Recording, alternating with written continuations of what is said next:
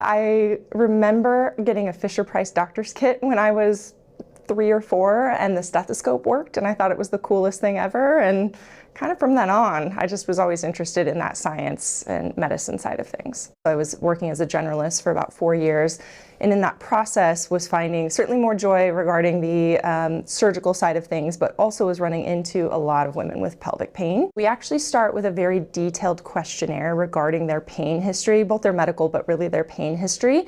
That is derived from the International Pelvic Pain Society. So it's a pretty detailed packet looking at bladder and bowel function, impact on their social functioning, depression, etc., and getting an understanding of what they're coming in for, what their likely condition is, and what else they might need. And then when they come in for that first visit, it's an hour-long appointment where we really do a deep dive, kind of going through what's the timeline of how this pain started. So I actually go all the way back to when they first got their period and kind of work my way forward in terms of understanding how did all these dominoes fall to get them to where they are today, so that we can work our way back and understand what's the original likely original source for their pain, and we start focusing there. Often with patients with like dysmenorrhea, painful periods, and endometriosis suspected, often we're doing surgery off the get-go because we're trying to deal again with the underlying thing that's probably leading to a lot of their other